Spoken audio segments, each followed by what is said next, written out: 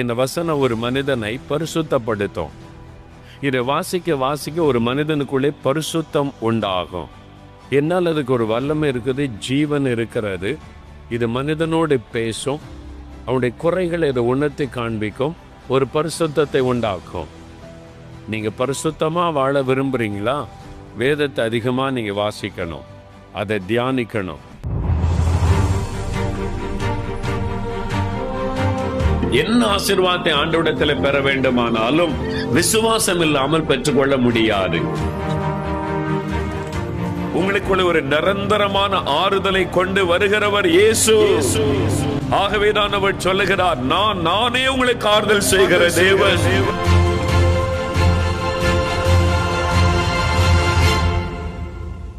பிரியமானவர்களே, ஆண்டவராகிய இயேசு கிறிஸ்துவின் இனிதான நாமத்தில் உங்களுக்கான இன்றைய தேவ வார்த்தை இன்று நிகழ்ச்சி மூலம் சந்திப்பதில் மிக்க மகிழ்ச்சி அடைகிறோம்.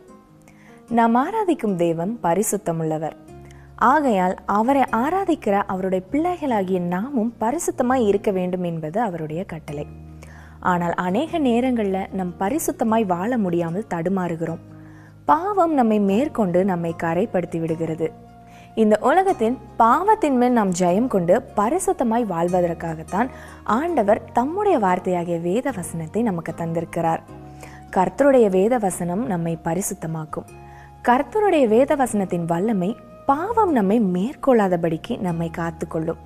ஆகவே கர்த்தருடைய வேதத்தின் மேல் பிரியமாய் இருந்து அவருடைய வேத வசனத்தின் மேல் இரவும் பகலும் நாம் தியானமாய் இருப்போம். அப்பொழுது நம் வாழ்க்கையில் பரிசுத்தத்தின் மேல் பரிசுத்தத்தை நாம் பெற்றுக்கொள்ள முடியும். இப்பொழுதும் நமது அன்பு சகோதரர் மோகன் சிலாசரஸ் அவர்கள் தேவ செய்தி அளித்து உங்களின் அற்புதத்திற்காக விசேஷித்த பிரார்த்தனையை ஏறெடுப்பார்கள். யோவான் 8:32 வசனம். சத்தியத்தையும் அறிவீர்கள், சத்தியம் உங்களை விடுதலையாக்கும் என்றார். சத்தியம் உங்களை விடுதலையாக்கும். அதாவது வேத வசனமாகிய சத்தியம் உங்களை விடுதலையாக்கும். யோவான் 17:17 இயேசு சொல்லுகிறார், கர்த்தருடைய வசனமே சத்தியம். கர்த்தருடைய வசனம் அதான் சத்தியம். அப்ப சத்தியம் உங்களை விடுதலையாக்கும்னு சொல்லும்போது வேத வசனமாகிய அந்த சத்தியம் உங்களை விடுதலையாக்கும். வசனத்தினால் உண்டாகும் விடுதலை. இந்த நாளில் அதைத்தான் நம்ம தியானிக்க போகிறோம். வசனத்தினால் உண்டாகிற விடுதலை, அதை குறித்து கொஞ்ச நேரம் நாம் தியானித்து நாம் செபிக்க போகிறோம்.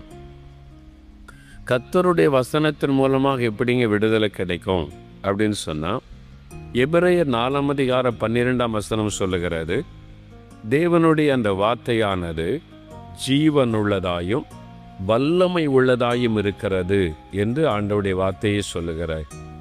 கர்த்தருடைய வசனம் ஜீவன் உள்ளது, வல்லமை உள்ளது. அதற்கு ஒரு வல்லமை இருக்கிறது. கர்த்தருடைய வசனத்திற்கு ஒரு வல்லமை. நம்முடைய தேவன் வல்லமை உள்ளவர், அவருடைய வசனம் வல்லமை உள்ளது. எழுதி கொடுக்கப்பட்ட வேத வசனங்கள் வல்லமை உள்ள வசனங்கள். அதற்கு ஏன் வல்லமை இருக்கிறது என்றால், அதற்கு ஜீவன் இருக்கிறது. அப்படின்னா உயிர் இருக்கிறது என்று அர்த்தம். அது ஜீவனும் வல்லமையும் உள்ளதுமாயும் இருக்கிறது என்று நாம் வேத வசனத்தை குறித்து வேதத்தில் வாசிக்கிறோம். என்னால் அது ஒரு மனிதனோட பேசும். இந்த வசனம் ஒரு மனிதனோட பேசும். அநேகர் சொல்லுவாங்க, வாசித்த போது எங்கிட்ட பேசுகிற மாதிரி இருந்துச்சு, ஐயோ அதை வாசிக்கும் போது அதுக்குள்ளேருந்து யாரும் என்கிட்ட பேசுகிற மாதிரி இருக்குது. ஏன்னா அதுக்கு உயிர் இருக்கிறாரு. ஆண்டவர் ஜீவன் உள்ளவர், நம்முடைய தேவன் ஜீவன் உள்ளவர், அவருடைய வசனம் ஜீவன் உள்ளது. நம்முடைய தேவன் வல்லமை உள்ளவர், அவருடைய வசனம் வல்லமை உள்ளது. அதனால தான் அந்த வசனத்தின் மூலமாக நமக்கு ஒரு விடுதலை வருகிறது. இந்த வசனத்திற்கு வல்லமையின் ஜீவனம் எப்படி உண்டாகிறது?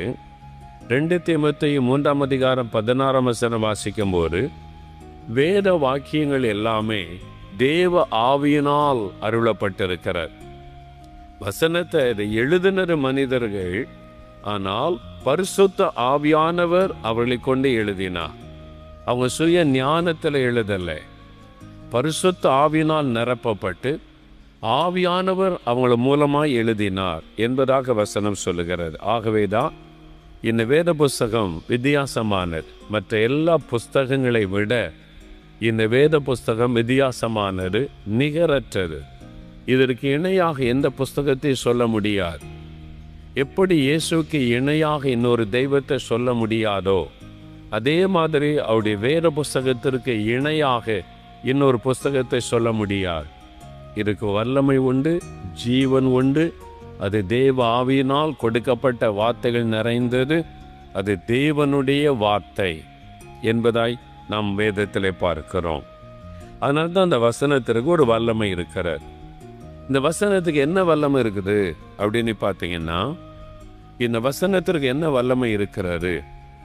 யோவான் 17:17 வாசிக்கும் போது பரிசுத்தமாக்குகிற வல்லமை, ஒரு மனிதனை பரிசுத்தமாக்கக்கூடிய வல்லமை இந்த வேத வசனத்திற்கு உண்டு. இந்த வசனம் ஒரு மனிதனை பரிசுத்தப்படுத்தும். இதை வாசிக்க வாசிக்க ஒரு மனிதனுக்குள்ளே பரிசுத்தம் உண்டாகும். என்னால் அதுக்கு ஒரு வல்லமை இருக்குது, ஜீவன் இருக்கிறது. இது மனிதனோடு பேசும், அவனுடைய குறைகளை இதை உணர்த்தி காண்பிக்கும், ஒரு பரிசுத்தத்தை உண்டாக்கும். இங்கே வியாழக்கிழமை கூட்டத்தில் ஒரு தம்பி வந்து சாட்சி சொன்னார். அவர் கிறிஸ்தவரால் ஒரு இந்து குடும்பத்தை சார்ந்தவர். சொன்னார், ஒரு இந்து குடும்பத்தை சார்ந்த தம்பி, நான் மாதிரி வந்த இயேசு எனக்கு ஒரு அற்புதம் செய்தா, அதனால அவரை பற்றி எழுதியிருக்கிற பைபிளை வாங்கி வாசிக்கணும்னு சொல்லி பைபிளை வாங்கி வாசிக்க ஆரம்பித்தா, அந்த பைபிளில் இருக்கிற வசனங்கள் நான் பாவி என்பதை எனக்கு உணர்த்தினர். அந்த தம்பி வந்து சொன்னான், இந்து குடும்பத்திலிருந்து வந்த தம்பி, அந்த வசனம் நான் பாவி என்பதை எனக்கு உணர்த்தினது. நான் செய்த பாவத்தை எல்லாம் இந்த வசனத்தை வாசிக்கும் போது நான் அறிந்து கொண்டேன், ஐயோ நான் பாவத்தில் இருக்கிறேன் என்று.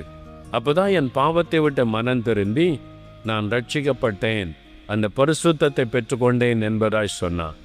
இந்த வசனத்திற்கு ஒரு வல்லமை, ஒரு மனிதனை பரிசுத்தமாக்குகிற வல்லமை. நீங்கள் பரிசுத்தமாக வாழ விரும்புகிறீங்களா? வேதத்தை அதிகமாக நீங்கள் வாசிக்கணும், அதை தியானிக்கணும். அந்த வசனத்திற்கு அந்த வல்லமை இருக்கிறது. வாசிக்கிறவங்களை அது பரிசுத்தமாக்கும். அதான் அந்த வசனத்தினுடைய வல்லமை. 119 சங்கீதம் 9 வசனத்தில், வாலிபன் தன் வழியை எதனால் பரிசுத்தம் பண்ணுவான்? உம்முடைய வசனத்தின்படி தன்னை காத்து கொள்ளுவதினால் தானே. இதெல்லாம் வசனம் தின்படி வாழ, அந்த வசனத்திற்கு செவி கொடுத்து அதை தியானித்து நமக்கு சொந்தமாக்கும் போது நம்முடைய வழிகள் சுத்தமாக்கப்படும். நிறைய பேருடைய வாழ்க்கையை உலகம் முழுவதிலும் இந்த வசனங்கள் மாற்றி இருக்கிறது. ஒரு நாள் ஒரு ஆப்பிரிக்கா காட்டில் ஒரு மனிதன் பிரயாணப்பட்டு போனான். அவனுக்கு கடவுள் நம்பிக்கை கிடையாது, நாத்திகன். அப்போ ஒரு ஆதிவாசி மனிதன் சமைத்து கொண்டிருந்தான். ஒரு பானையில் எதையோ அவன் சாப்பிடுவதற்கு சமைத்து கொண்டிருந்தான். அவன் கையிலே ஒரு புதிய ஏற்பாடு வேத புஸ்தகத்தின் ஒரு பகுதி, அதை வாசித்து கொண்டிருந்தான். அதை வாசித்து கொண்டே அதை அந்த சமைத்து கொண்டிருந்தான். அப்பொழுது இந்த நாத்திகனுக்கு தெரியும் வாசிக்கிறது பைபிளின் ஒரு பகுதி என்று சொல்லி. அவன் சொன்னான், இதை போட்டு எதுக்கு வாசிக்கிற, இதை போட்டு எதுக்கு நீ வாசிக்கிற அப்படின்னு சொல்லி அந்த வேத புஸ்தகத்தை பரிகாசம் பண்ணி, இதெல்லாம் போய் நம்புறியா, இதை போய் வாசிக்கிறியா அப்படின்னு சொல்லி அதை தூரப்போடு என்பதாய் பேசினான். உடனே அவன் சொன்னான், இந்த வேத புஸ்தகம் என் கையில் இல்லாமல் இருந்திருந்தால் இந்த பானையிலே நீ தான் இப்பொழுது வெந்து கொண்டிருப்பாய். நான் மனிதர்களை சமைத்து சாப்பிடுகிறவன், மனிதர்களை சாப்பிடுகிறவன். என்னை மாற்றினதே இந்த வேத புஸ்தகம்தான். இது என் கையில் இல்லாமல் இருந்திருந்தா நீ வீட்டை பேசிக்கிட்டு இருக்க முடியாது. நீ இந்த பானையில் துண்டு துண்டாய் கரியாக வெந்து கொண்டிருப்பாய். இதுதான் என்னை மாற்றினது என்று சொன்னான். அதான் உண்மை. இந்த வசனம் ஒரு மனிதனை மாற்றி பரிசுத்தப்படுத்துகிறதாயிருக்க, பரிசுத்தப்படுத்தக்கூடிய ஒரு வல்லமை அந்த வசனத்திற்கு உண்டு. 2வது ரோமர் 10:17 வசனம் வாசிக்கும் போது, விசுவாசம் கேள்வியினாலே வரும், அது கேள்வி தேவனுடைய வசனத்தினாலே. அதாவது தேவனுடைய வசனத்தை கேட்பதினாலே விசுவாசம் வரும். தேவனுடைய வசனத்தை கேட்க கேட்க ஒரு மனிதனுக்குள்ளே விசுவாசம் வரும். இந்த வசனம் ஒரு மனிதனுக்குள்ளே விசுவாசத்தை உண்டாக்கக்கூடிய வல்லமை உள்ளது. இந்த வசனத்தை வாசித்தா ஒரு மனிதனுக்குள்ள இது விசுவாசத்தை உண்டாக்கும். அந்த வல்லமை இந்த வேத வசனத்துக்கு உண்டு. எந்த புஸ்தகமும், எந்த தத்துவ புஸ்தகங்களும், எந்த கதை புஸ்தகங்களும், எந்த மத சம்பந்தமான மனிதர்கள் எழுப்பின வியாக்கியானங்களும் மனிதனுக்குள்ளே விசுவாசத்தை கொண்டு வர முடியாது. ஆனால் இந்த தேவனுடைய வார்த்தை ஒரு மனிதனுக்குள்ளே விசுவாசத்தை கொண்டு வரக்கூடிய வல்லமை உள்ளது. அல்லேலூயா. அதனால தான் வசனத்தை கேட்கணும். சிலர் பிரதர்கிட்ட தனியாக ஜெபம் பண்ணிட்டு போயிடணும், எங்களுக்கு டைம் கிடையாது, ரொம்ப பிஸி, நாங்கள் ரொம்ப தூரத்து வந்திருக்கோம், நான் கூட்டத்தெல்லாம் உட்கார முடியாது, ஜெபிச்சுட்டு போனோன்னா நான் அதை உற்சாகப்படுத்துவதில்லை. கூட்டத்தில் உட்காரட்டும், வசனத்தை கேட்கட்டும். ஏன்னு சொன்னால் வசனத்தை கேட்கும்போது தான் விசுவாசம் வரும். ஆண்டவர் மேலே விசுவாசம், ஆண்டோடைய வல்லமையின் மேலே விசுவாசம். இந்த வசனம் ஒரு மனிதனுக்குள்ளே விசுவாசத்தை உண்டாக்கவும் விசுவாசத்தை பெருக பண்ணவும் வல்லமை உள்ளது. அந்த விசுவாசத்தினால தான் ஆண்டவரிடத்திலிருந்து அற்புதங்களை பெற்றுக்கொள்ள முடியும். அப்போ இந்த வசனம் அவ்வளோ முக்கியமானது. இந்த சத்தியத்தை நீங்கள் அறியும் போது உங்களுக்குள்ள விசுவாசம் பெருக்கெடுக்கும். அதன் மூலமாக நீங்கள் அற்புதங்களை பெற்றுக்கொள்ள முடியும். அதனால தான் விசுவாசத்தை கொடுக்கக்கூடிய வல்லமை உள்ளது. ஜார்ஜ் முல்லர் என்ற தேவ மனிதர் இங்கிலாந்து தேசத்தில் கடந்த நூற்றாண்டிலே வாழ்ந்த ஒரு பெரிய பரிசுத்தவான். அவர் விசுவாச வீரன் என்று அழைக்கப்பட்டவர். இங்கிலாந்தில் அவர் ஆயிரக்கணக்கான அநாதை குழந்தைகளை வைத்து அநாதை விடுதி நடத்தி கொண்டு வந்தார். விசுவாசத்தினால சாதித்தார். ஃபாதர் பிரதருடைய மகள் ஷீலு அங்கே இருக்கிறாள். ஜார்ஜ் முல்லர் இருந்த அந்த இடம் இருக்குது, அங்கே பார்க்க போகலான்னு என்னை அழைத்து கொண்டு போனாள். அங்கே போனபோது இந்த ஜார்ஜ் முல்லர் ஊழியம் செய்த அந்த பட்டணத்துக்கு போயிருந்தோம். அவர் ஊழியம் செய்த இடம், அவர் பயன்படுத்தின பைபிள்லாம் அங்கே இருக்குது. அவர் பயன்படுத்தின சேர், டேபிள், எனக்கு ரொம்ப சந்தோஷம். அவரை குறித்து நிறைய வாசித்திருக்கிறாங்க. போனேன், அவர் உட்கார்ந்த சேர்லலாம் உட்காந்து பார்த்தேன். டேபிள், அவர் பைபிளை கண்ணாடி பெட்டிகளை வச்சுருக்கிறாங்க. ஏன்னு சொன்னால் அவர் பைபிள் அவ்வளோ நேசித்தவர். அவர் விசுவாச வீரனாக இருந்தது காரணம், இந்த வேத புஸ்தகத்தை 200 முறை வாசித்து முடித்திருக்கிறாராம். பைபிளை 200 முறை வாசித்திருக்கிறார் ஜார்ஜ் முல்லர். 100 முறைக்கு மேலாக முழங்காலிலேயே அவர் வாசித்திருக்கிறாராம். 100 முறைக்கு மேலே முழங்காலே நின்று வாசித்திருக்கிறார். அதனால தான் அவர் விசுவாசத்தில் சாதித்தார். ஆரம்பத்தில் அவர் காலையில் எழும்பி ஜெபம் செய்வார், ஆண்டவரிடத்தில் ஜெபிப்பார். அற்புதம்லாம் நடந்தது. ஆனால் அவருடைய ஆவிக்குரிய வாழ்க்கையில் ஒரு வல்லமை இல்லை, அவருடைய ஆவிக்குரிய வாழ்க்கையில் ஸ்ட்ரென்த் இல்லை. ஒரு நாள் ஆண்டவர்கிட்ட போனார், நான் இவ்வளோ ஜெபம் பண்ணுறேன் ஆண்டவரே, அற்புதம்லாம் நடக்குது, ஆனால் என்னுடைய ஆவிக்குரிய வாழ்க்கையில் பலன் இல்லாமல் இருக்கிறேன். ஆண்டவர் சொன்னார், உன்னுடைய ஆகாரமே வேத வசனம்தான். உடைய ஆவிக்குரிய வாழ்க்கை உள்ளான மனுஷனுக்கு ஆகாரம் வேணும்னா பைபிள் வசனம் முதல்ல அதை வாசித்து தியானி, நீ ஆவிக்குரிய வாழ்க்கையில பலன் அடைவாய். அதிலிருந்து காலையில் எழுந்த உடனே முதலாவது முழங்காலில் நின்று வேதத்தை வாசிப்பாராம். நல்ல வசனத்தை தியானித்த பிறகு அதன் பிறகு அந்த வசனத்தை சொல்லி சொல்லி சொல்லி ஜெபம் செய்வாராம். அதில் தான் அவருடைய விசுவாசம் பலன் அடைந்தார். அதனால தான் விசுவாசத்தில் சாதிக்க முடிந்தது. அந்த காலத்தில் கடந்த நூற்றாண்டில் அவர் ஆர்ஃபனேஜை நடத்தினது இன்றைக்கி நாங்கள் போய் பார்க்குறோம். ஒரு கல்லூரி, ஒரு ஸ்கூல் அங்கே நடக்கிறது. அப்போ எவ்வளோ பெரிய பில்டிங் அவர் வைத்து ஆர்ஃபனேஜ் நடத்தியிருப்பார்னு யோசித்து பாருங்க. எவ்வளோ பெரிய கட்டடம் வைத்திருப்பார். பெரிய காலேஜாக இருக்கிறது. இன்றைக்கு அவர் ஆர்ஃபனேஜை நடத்தின அந்த இடம், ஒரு கல்லூரி இருக்கிறது, ஒரு பெரிய ஸ்கூல் இருக்கிறது, அதே பில்டிங்கில் நடத்தி கொண்டு இருக்கிறாங்க. அப்போ எவ்வளோ பெரிய கட்டடங்களை கட்டி எத்தனை ஆயிரம் பிள்ளைகளை அவர் வைத்து பராமரித்திருக்க வேண்டும் என்று பாருங்கள். எல்லாம் விசுவாசத்தினாலே. அந்த விசுவாசம் உண்டானதற்கு காரணம் வேத வசனம். அதை வாசித்து வாசித்து தியானிக்க தியானிக்க அவருக்குள்ளே விசுவாசம் பெருக்கெடுத்தது. அதனால வேத வசனம் நமக்குள்ளே விசுவாசத்தை உண்டாக்கக்கூடிய வல்லமை உள்ளது. ஒரு சமயம் பல ஆண்டுகளுக்கு முன்னால முதல் முறைன்னு நினைக்கிறேன், துபாய்க்கு நான் ஊழியத்துக்கு போயிருந்தப்போ மத்தியானம் ஒரு வீட்டுக்கு சாப்பிட கூப்பிட்டுருந்தாங்க. ஒரு பெரிய ஆஃபீஸராக வேலை செய்கிறவர். அந்த வீட்டுக்கு நான் போயிருந்தேன். அந்த ஐயா என்கிட்ட ஒரு சம்பவத்தை சொன்னார்கள். அவரும் அவருடைய மனைவியும் ஒருத்தர் விரும்பி திருமணம் செய்து கொண்டாங்க. இவர் இந்து, அவருடைய மனைவி நல்ல கிறிஸ்டின். சாதாரண கிறிஸ்டினில் ரட்சிக்கப்பட்ட விசுவாசி. இவர் இந்து. ஆனால் சர்ச்சில் வச்சு தான் கல்யாணம். அதுக்கு சம்மதிச்சுக்கிட்டா சரின்னு திருமணம் முடிந்தார். இந்த சகோதரி நம்ம திருமணமான பிறகு என்னுடைய கணவருக்கு முதல் ஃபஸ்ட்டு கிஃப்ட் பைபிளை தான் கொடுக்கணும்னு சொல்லி ஒரு அழகான பைபிள் வாங்கி வச்சுருந்தாங்க. கல்யாணம் முடிஞ்சு வீட்டுக்கு வந்த உடனே அவங்க கொண்டு இந்த பைபிளை கொண்டு வந்து, நான் முதல் கிஃப்டாக என் பைபிளை தான் உங்களுக்கு கொடுக்கணும் விரும்புகிறேன்னு நீட்டினாங்க. அதை பார்த்த உடனே அவருக்கு பயங்கரமான கோபம் வந்து விட்டது. பயங்கரமாக கோபம் வந்துட்டு, கொண்டு போ அந்த பைபிளை என்கிட்ட காட்டாத. கோபத்தில் சொன்னார், இந்த பைபிளை நான் நம்பியோ நீ சொல்கிற இயேசு கிறிஸ்து மேலே நம்பிக்கை வச்சோ நான் உனக்கு சர்ச்சில் வந்து கல்யாணம் பண்ணலை. உன்னை எனக்கு பிடிச்சிருக்கு, உன்னை திருமணம் பண்ணணும், சர்ச்சில் திருமணம் பண்ணால் தான் உனக்கு பிடிச்சிருக்கு, அதனால தான் நான் வந்தேன், அவ்வளோதான்.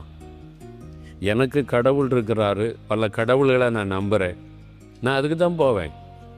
நீ உன் சர்ச்சுக்கு போ, நீ உன் பைபிளை வாசிக்க, நான் தடை சொல்லலை. என்கிட்ட கொண்டு வராத இந்த இயேசு, இந்த பைபிள் இதெல்லாம் என்கிட்ட கொண்டு வராத. நீ பைபிள் தான் நீ எனக்கு கட்டாயப்படுத்தினேன்னா உடனே டைவர்ஸ் பண்ணிடுவோன்னு சொல்லிட்டு கல்யாணம் முதல் நாளே இந்த சகோதரி அதிர்ச்சி அடைஞ்சிட்டான். அதுக்கப்புறம் கணவர்கிட்ட பைபிளை பற்றியோ இயேசுவை பற்றி ஒன்றும் பேசலை. அதை கொண்டு போய் பெட்டியில் வச்சுட்டான். பல வருடங்கள் கடந்துட்டு பிள்ளைகள் பிறந்துட்டாங்க, பிள்ளைகள் பெரிய பிள்ளைகள் ஆயிட்டாங்க. இவருக்கு நல்ல சம்பாத்தியம், கை நிறைய சம்பளம், நல்ல வசதியான வாழ்க்கை. அவங்க ஜெபிப்பாங்க, இவர் இந்து கோயிலுக்கு போவார், இவர் பக்தியில் அவர் இருந்தார். ஒரு நாள் ஆஃபீஸ் முடிஞ்சிட்டு சாயங்காலம் வீட்டுக்கு வந்தார். வந்து சோஃபாவில் உட்காந்து நியூஸ் பேப்பர் எடுத்துகிட்டு எனக்கு ஒரு காஃபி கொண்டு வாமான்னு சொல்லி மனைவிகிட்ட சொன்னார். அவங்க கிச்சனில் போய் காஃபி கலை கொண்டு இருந்தாங்க. இவர் பேப்பர் வாசித்துக்கிட்டே இருந்தார். திடீரென்று ஒரு கொடிய நோய் அவரை தாக்க ஆரம்பித்தார், பக்கவாதம். திடீர்னு அவருடைய கை அப்படி வெட்டி இழுக்க ஆரம்பிச்சது, கால் அப்படி இழுக்க ஆரம்பிச்சதான். இழுக்க ஆரம்பித்த உடனே முதல்ல அந்த கால் கொஞ்ச நேரம் இழுத்துச்சு, அப்படியே மரத்து கொண்டே வருகிறது ஒரு கால். இந்த கை அப்படியே வளையுது, இப்போ அப்படியே வெட்டுது. அவர் கூப்பிடுறார் மனைவியை, ஏதோ நடக்குது, நமக்கு அந்த வியாதி பக்கவாதம் தன்னை தாக்குகிறது, அவருடைய சரீரத்தை ஒவ்வொரு உறுப்பாய் தாக்கி வருகிறதே அவர் உணர்கிறார். சத்தமிட்டார், மனைவியை கூப்பிட்டார். மனைவி ஓடி வந்தாங்க. வந்து பார்த்தா பேப்பர் உறுப்பம் கிடக்குது, சோஃபாவில் அப்படி படுத்திருக்கிறார், கை அப்படி இழுக்குது, கால் இழுத்து கொஞ்ச நேரத்தில் கால் செயலற்று போய்விட்டார். பக்கவாதத்தினால இந்த கால் செயலற்று விட்டார், அவ்வளோதான் பாதிக்கப்பட்டு. இப்போ கை அப்படி இழுக்குது, கொஞ்ச நேரத்தில் கை செயலற்று போயிடும், அப்படியே கழுத்து இழுத்து வாய் கோணுது, அவர் பேச்செல்லாம் அப்படியே திணறுது, இன்னும் கொஞ்ச நேரத்தில் பேச முடியாமல் ஆயிரும், ஒரு கை செயலற்று விழுந்து போய்விடும், பக்கவாதம். ஏதாவது செய்கின்றார். அப்படி மனைவி பார்க்குறாங்க, என்ன பண்ணுறது? கண் முன்னால் கணவர் அந்த நோயினால் தாக்கப்பட்டு கொஞ்சம் கொஞ்சமாக அவருடைய சரீர உறுப்புகள் செயலிழந்து கொண்டு வருகிறது. அந்த பதஸ்தத்தில் என்ன பண்ணுறது? ஒரு ஆஸ்பத்திரியில் டாக்டரை கூப்பிடணும், ஆம்புலன்ஸ் கூப்பிடணும், ஒன்றும் தெரியல, என்ன பண்ணுறதுன்னு யோசிக்கிறாங்க. டக்குன்னு அவருடைய மனசில் ஞாபகம் வந்தது, தன் கணவருக்காக பல வருஷத்துக்கு முன்னால் வாங்கி வைத்திருந்த பைபிள் அவங்க பெட்டிக்குள்ளே இருந்தது. ஓடி போய் அந்த பெட்டியை திறந்து ட்ரெஸ்ஸு கீழே வச்சிருந்த பைபிளை தூக்கிட்டு வந்து அந்த பைபிளை திறந்து சொன்னாங்க, இது உங்களுக்காக வாங்கப்பட்ட வேத வசனம், இது வல்லமையுள்ள, இதை வாசிங்க, உங்களுக்கு சோகம் கிடைக்கும்ன்றாங்க. யோசித்து பாருங்க, ஒரு மனைவி புருஷன் வியாதினால் தாக்கப்பட்டு கொண்டு இருக்கும்போது பக்கத்து வீடு ஓடி இருக்கலாம், என் கணவருக்கு பாதிக்க ஹெல்ப் பண்ணுங்க, ஒரு ஆஸ்பத்திரிக்கு ஃபோன் பண்ணலாம், ஃப்ரெண்டுக்கு ஃபோன் பண்ண, இதான் நடந்திருக்கணும். ஆனால் அந்த சகோதரிக்கு டக்குன்னு ஆண்டவர் ஞாபகப்படுத்தினது பைபிள், வேத வசனம். அந்த பைபிளை தூக்கிட்டு வந்து அவருக்கு முன்னால் காமிக்கிறாங்க, அப்படியே சோபாவில் சரிஞ்சு இருக்கிறார். இதை வாசிங்க, உங்களுக்கு விடுதலை கிடைக்கும். இப்போ நோய் தாக்கி கொண்டு இருக்கிறது, இவருக்கு வேற வழி இல்லை. அதனால சங்கீதங்களின் புஸ்தகத்தை திறந்தாங்களாம், சத்தமாக வாசிங்கன்றாங்க. அவர் சத்தமாக வாசிக்கிறார், அப்படியே வசனத்தை அப்படியே வாசிக்கிறார். கர்த்தரின் வெளிச்சமும் கீதமும் மாணவர் அப்படியே வசனத்தை வாசிக்கிறார். ஒரு அதிகாரம் வாசித்தார், இப்போ அதுக்குள்ள அப்படியே வாய் கோணி போச்சு. 2வது அதிகாரம் 3வது அதிகாரம் வாசிக்கும் போது கோணி இருந்த வாய் மறுபடியும் நேராய் மாறுகிறது. அதை திரும்ப வாசிக்க வளைந்த இந்த கை அப்படி நேராய் மாறுகிறது. கொஞ்ச நேரத்தில் அந்த வளைந்து செயலிட்டு போன காலில் திரும்ப உயிர் வந்து விட்டாரு, அது மறுபடியும் நேராய் மாறி விட்டாரு. அவர் சொன்னார், எப்படி அந்த வியாதி என்னை தாக்கி கொண்டு என்னை வந்ததோ அதே மாதிரி அந்த வியாதி பின்வாங்கி என்னை விட்டு வெளியேறி போனதை உணர்ந்தேன். அல்லேலூயா! எவ்வளவு ஆச்சரியம் இல்ல? இது அவரே சொன்னது. அந்த தகப்பனார் என்ன சந்திச்சு அவர் தான் சொன்னார், பிரதர், அப்படிதான் நான் பைபிளை கையில் எடுத்தேன், எனக்கும் பைபிளுக்கு சம்பந்தம் இல்லை, இந்த வசனத்துல இவ்வளவு வல்லமை இருக்குதா, இதை வாசித்தா வியாதி கூட பின்வாங்குது. இதை வாசித்தா வியாதியின் கட்டுகள் கூட அறுக்கப்படுகிறது. அவர் சொன்னார், அப்படியே அந்த வியாதி பின்வாங்க ஆரம்பித்தாரு. எப்படி கொஞ்சம் கொஞ்சமாக காலில் இருந்து தாக்கி கொண்டு வந்ததோ அப்படியே அந்த வியாதி வெளியேறி 100% என் அற்புதமாய் சுகமாக்கப்பட்டு விட்டேன். அதுக்கு பிறகுதான் நான் பைபிளை வாசிக்க ஆரம்பித்தேன். இப்போ பைபிளை சுமக்க ஆரம்பித்து விட்டேன். அல்லேலூயா! இந்த வசனத்திற்கு அவ்வளவு வல்லமை இருக்கிறாரு. அல்லேலூயா சொல்லுங்க. அதனால தான் இந்த சத்தியம் உங்களை விடுதலையாக்கும். இந்த வசனம் உங்களை விடுதலையாக்கும். உங்களுக்கு வியாதி இருக்குதா? டெய்லி காலையில் உட்கார்ந்து முழங்கால நின்று 1/2 மணி நேரம் சத்தமா பைபிள் வாசிங்க. இந்த வசனம் நல்ல ஔஷதம். வசனம் சொல்லுகிறாரு, இந்த கர்த்தருடைய வசனம் ஔஷதம் அப்படின்னா மெடிசன், நல்ல மருந்து என்று அர்த்தம். இதை சத்தமா உங்க காது கேட்கிற மாதிரி நீங்க வாசிங்க. டெய்லி 1/2 மணி நேரம் உங்களுடைய நோயின் கட்டுகள் அறுக்கப்பட்டு விடும். இந்த வசனம் நல்ல ஔஷதம், நல்ல மெடிசன் என்று வசனம் சொல்லுகிறாரு. அல்லேலூயா சொல்லுங்க. உங்க வீட்டில் யாராவது வியாதிப்பட்டுதாங்களா? குழந்தை வியாதிப்பட்டுதா? வசனத்தை வாசிங்க. அது காது கேட்கும். வசனத்தை வாசிக்கிறேன் நீ கேளுன்னு சொல்லி டெய்லி வசனத்தை வாசித்து அந்த வசனத்தை வைத்து ஜெபம் பண்ணுங்க. வியாதி கட்டுகள் அறுக்கப்பட்டு விடும். அல்லேலூயா சொல்லுங்க. அல்லேலூயா. பைபிளை வீட்டில் வச்சிருந்தா வியாதி போகாது. சும்மா பைபிளை கொண்டு போய் மந்திரகோல் மாதிரி வச்சிருந்தா பிசாசு போகாது. அதை வாசிக்கணும், வசனத்தை சொல்லி ஜெபம் பண்ணணும், அந்த வசனத்தை அறிக்கையிடணும். அப்போதான் அந்த வசனத்தின் வல்லமை வெளிப்படும். அல்லேலூயா சொல்லுங்க. அல்லேலூயா. 1 சங்கீதம் 2-3 வசனத்தை வாசிக்கும் போது, கர்த்தருடைய வேதத்தில் பிரியமாயிருந்து இரவும் பகலும் அதை தியானிக்கிற மனுஷன் பாக்கியவான், அவன் செய்வதெல்லாம் வாய்க்கும். ஒரு மனிதனுக்கு ஆசீர்வாதத்தை கொண்டு வரக்கூடிய வல்லமை வேத வசனத்திற்கு இருக்கிறார். ஒரு மனிதனுக்குள்ள ஆசீர்வாதத்தை, தேவனுடைய ஆசீர்வாதத்தை கொண்டு வரக்கூடிய வல்லமை கர்த்தருடைய வசனத்திற்கு உண்டு. ஒண்ணு வாய்க்க மாட்டேங்குதுங்க. பிஸ்னஸ் எல்லாம் வாய்க்க மாட்டேங்குது, எல்லாம் நஷ்டமாகுது. நான் எதை செய்தாலும் வாய்க்கல. நிலம் வாங்க போனா வாய்க்க மாட்டேங்குது, வீடு கட்ட போனால் வாய்க்க மாட்டேங்குது, பிள்ளைக்கு திருமணம் பண்ணலான்னு போனால் வாய்க்க மாட்டேங்குது, பிள்ளைகளை படிக்க வைக்கலான்னு போனால் எதுவுமே வாய்க்க மாட்டேங்குதுங்க. எல்லாம் தோல்வி. எல்லாம் வாய்க்கணுமா? கர்த்தருடைய வேதத்தை இரவும் பகலும் தியானமாக இருங்க. நீங்கள் செய்வதெல்லாம் வாய்க்கும். இந்த ஆசீர்வாதத்தை தேவனிடத்தில் கொண்டு வரக்கூடிய ஒரு வல்லமை கர்த்தருடைய வசனத்திற்கு உண்டு. இதை நேசித்து இரவும் பகலும் அதை தியானிக்க வேண்டும். ஒரு சமயம் அநேக வருஷத்துக்கு முன்னால ஒரு வாலிப தம்பி, எங்கள் ஊர் பக்கம் உள்ள ஒரு தம்பி, நாசரேத் 4 மாடிக்கு நாசரேத்துக்கு இடையில ஒரு கிராமத்தை சார்ந்த தம்பி என்னை பார்க்க வந்தான். கையில் பைபிளோட தான் வந்தான். என்ன தம்பி, என்ன விஷயம்னு கேட்டேன். இல்லை, நான் ஒரு பிஸ்னஸ் பண்ண போகிறேன், உங்கள்கிட்ட ஜெபம் பண்ணிட்டு போகலான்னு நான் வந்திருக்கிறேன் அப்படின்னு சொன்னான். ஒரு வாலிப தம்பி. எனக்கு அதை பார்த்தோன்னே சந்தோஷம். கையில் பைபிளோடு வந்திருக்கிறான். அந்த தம்பி உட்கார வச்சு நான் பேசினேன். என்ன பிஸ்னஸ் பண்ண போகிறீங்க? எவ்வளோக்கு பண்ண போகிறீங்க? உங்களுடைய குடும்பம் எப்படி பண்ணுக்கிட்ட? சாதாரண ஏழை குடும்பம். ஏதோ கொஞ்சம் பணம் சேர்த்து வச்சு அதை வச்சு ஒரு பிஸ்னஸ் பண்ண போகிறேன், திருப்பூருக்கு போகிறேன் அப்படின்ற சொன்னான். சரின்னு இந்த தம்பிக்கா ஜெபிச்சு நான் ஒரு ஆலோசனை சொல்லுவேன், நீங்கள் கேட்பீங்களான்னு கேட்டேன். சொல்லுங்கள் பிரதர்னு சொல்லி கேட்டா. நான் சொன்னேன், இப்போ பைபிளோடு வந்திருக்கிறீங்க, ரொம்ப சந்தோஷமாக இருக்குது. நீங்கள் பிஸ்னஸ் ஆரம்பித்து நடத்தும் போதும் தினம் காலையில் நீங்கள் முழங்கால் படியிட்டு வேத வசனத்தை தியானித்து ஜெபிச்சுட்டு தான் உங்கள் பிஸ்னஸ்க்கு போகணும்.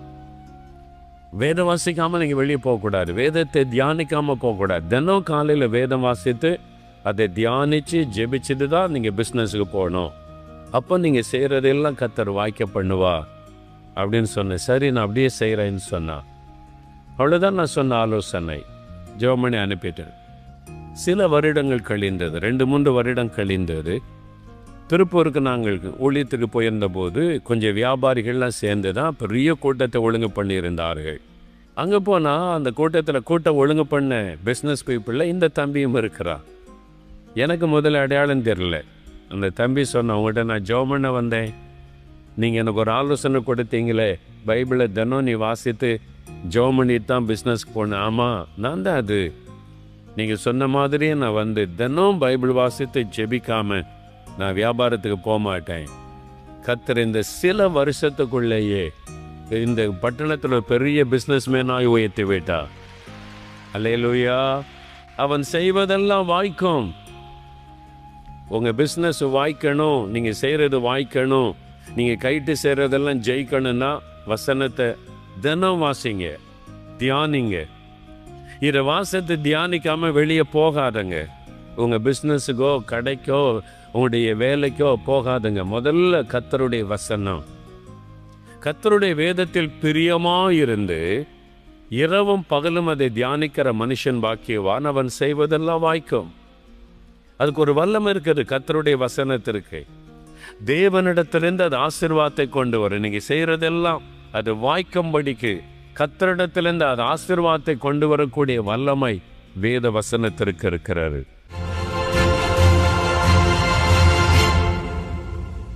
பிரியமானவர்களே, இன்றைக்கு ஆண்டவர் தன் செய்தியின் மூலம் உங்களோடு பேசியிருக்கிறார். இல்லை, இது உங்களுக்கான தேவ செய்தி. ஆண்டவரே நேரடியாக அவங்கள்ட்ட பேசியிருக்கிறார். அவர் பாவத்திலிருந்து விடுதலை கொடுக்கிறவர். இன்னைக்கு பாவம் தான் உங்களுடைய பிரச்சனை. இப்போ நம்ம ஜெபிக்க போகிறோம். இயேசு விடுதலை தருவார். என்ன பாவம்? மதுபானமா, சூதாட்டமா, போதை வஸ்துகளா, கோபமா, எரிச்சலா, வைராக்கியமா? ஏதோ ஒரு பாவ குணம் தப்புன்னு தெரியுது, மாற்றிக்கொள்ள முடியலை. நீங்கள் உங்களை மாற்ற முடியாது, ஆனால் இயேசு உங்களை மாற்ற முடியும். அதுக்கு தான் அவர் சிலுவையிலே மரித்தார். விசுவாசத்தோடு ஜெபித்தா போகிறோம். விடுதலை வேண்டுன்றவங்க முழங்கால் படியிடுங்க, அல்லது உங்களுடைய இருதயத்தில் கை வச்சு, இயேசுவே இந்த பாவம், பாவ பழக்கம், பாவ சுபாவம், பாவ குணம், அதுலேருந்து எனக்கு விடுதலை தாங்கன்னு கேளுங்க. தகப்பனே, இந்த சகோதரனை பாரும், இந்த சகோதரியை பாரும். எனக்கு இந்த பாவத்தில் இந்த விடுதலை வேணும். இந்த பாவம் என்னை அடிமையாக்கி வச்சிருக்குது.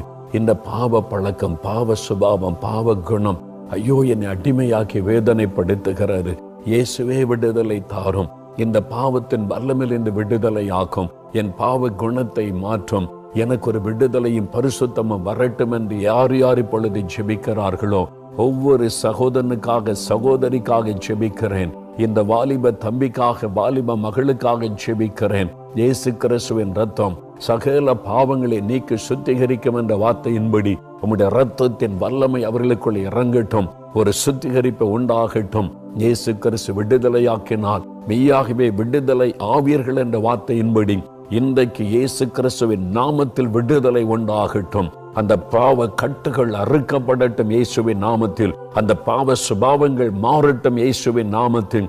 ஒரு பரிசுத்தம், தெய்வீக சுபாவம் அவர்களுக்குள்ளே வரட்டும். அந்த பாவத்தை கொண்டு வருகிற பொல்லாத ஆவிகளை இயேசுவின் நாமத்தில் நான் கடிந்து கொள்கிறேன். அந்த அசுத்த சிந்தனைகளையும் அசுத்தமான பாவத்தை கொண்டு வருகிற அசுத்த ஆவிகளை இயேசுவின் நாமத்தில் நான் கடிந்து கொள்கிறேன். விடுதலை உண்டாகட்டும். நல்ல ஒரு மாற்றம் உண்டாகட்டும். இன்று முதல் ஒரு பரிசுத்த சிந்தையும் பரிசுத்த எண்ணமும் அவளுக்குள்ளே வரட்டும். இனி எந்த பாவத்தை செய்யாதபடி பரிசுத்தத்திலே காத்துக்கொள்ளும். ஆண்டவரே, உம்முடைய பிள்ளைகள் பாவத்தை அறிக்கையிட்டு செய்துட்டாங்க. என்னென்ன ஆசீர்வாதத்துக்கு இந்த பாவம் தடையா இருந்ததோ அந்த தடையெல்லாம் விலகட்டும். அவளுக்கு நல்ல சுகத்தை கொடும்.